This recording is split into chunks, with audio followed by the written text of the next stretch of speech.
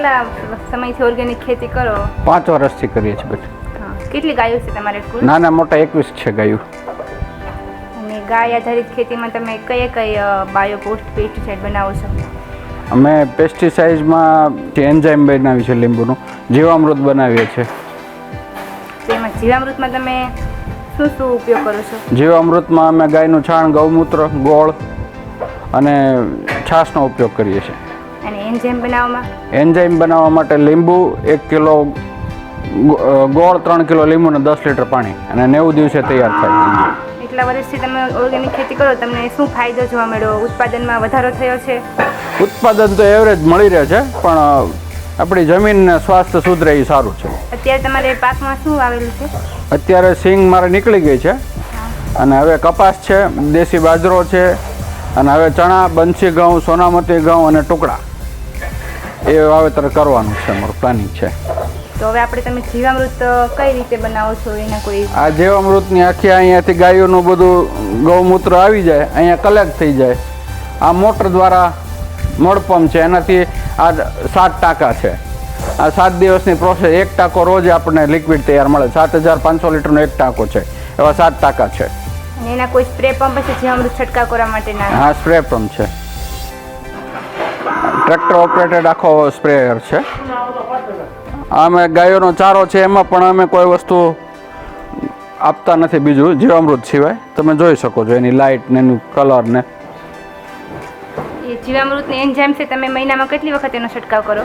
દર 15 દિવસે સ્પ્રે થાય, અને દર પાણીએ જીવામૃત પાણીની ભેગું જાય. એકરે 1 બેરલ ચડાવી દઈએ છીએ 200 લીટર. સ્પ્રે દ્વારા આપો, ડ્રીપ દ્વારા આપો? સ્પ્રે દ્વારા આપીએ, અને ડ્રીપમાં આપીએ, અને છૂટું પાણી જતું એમાં પણ આપીએ. આમાં તમને કોઈ સરકારી સહાય મળે છે? ઓર્ગેનિક તમે ખેતી કરો છો? ગાયોની 5 ગાયોની સહાય આવે છે, બીજી કાંઈ સહાય નથી આવતી. અને તમને કોઈ એવોર્ડ મળેલા, કોઈ સન્માનિત હા, રાજ્યપાલે 2 વાર સન્માનિત કર્યો છે. રામોદ કાર્યક્રમમાં અને અકાળા કાર્યક્રમ હતો, મેં 2 વખતે મને સન્માનિત કર્યો છે. કુલ તમારે કેટલી જમીનમાં તમે ઓર્ગેનિક કરો? 350 વીઘામાં. હવે આપણે જોઈએ કે કાળુભાઈ કઈ રીતે એન્ઝાઇમ બનાવે છે. આ એન્ઝાઇમના બેરલ છે, એની અંદર 1 કિલો ગોળ, 3 કિલો લીંબુ અને 10 લીટર પાણી, એમાં એવી રીતે બનાવેલો છે, અને 90 દિવસે તૈયાર થાય. અને એની વેલિડિટી 3 વર્ષની છે. 3 વર્ષ સુધી એકવાર બનાવો તો 3 વર્ષ સુધી તમે ઉપયોગ લઈ શકો. અને આ અમારા જીવામૃતનો ગોળનો સ્ટોક છે. એની બનાવવાની રીત કઈ છે? એમાં શું શું તમે ઉપયોગ કરો છો? એન્ઝાઇમમાં 1 કિલો ગોળ, 3 કિલો લીંબુ અને 10 લીટર પાણી. પીળાશ પડી ગયો, પાણી લાગી ગયો તો એનો સ્પ્રે કરો એટલે પીળાશ મૂકી દે છે. ફ્લાવરિંગ સ્ટેજમાં પણ એ સારું કામ કરે છે. ફ્લાવરિંગ વધે છે અને ક્વોલિટી પણ સારી થાય છે. અત્યારે તમારા જે વાવેતર છે, કપાસ છે, સરેગો છે, બધામાં તમે આનો ઉપયોગ? આ બધામાં આનો જ ઉપયોગ કરે છે.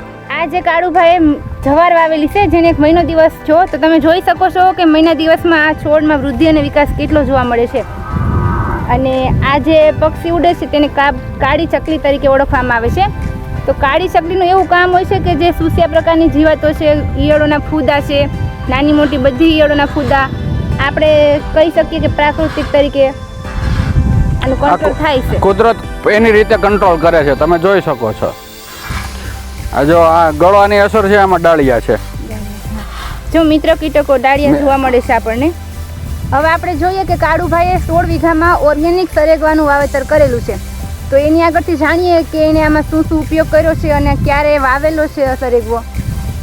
આ સરગવો આપણે 6ઠા મહિનાની 1લી તારીખે વાવેલો છે, અને આના અમે પાયામાં ઘન જીવામૃત, એરંડીનો ખોળ અને લીંબોળીનો ખોળ એ વાવેતર કરીને લગાવી દીધો છે. અને જીવામૃતના 4 સ્પ્રે કર્યા છે.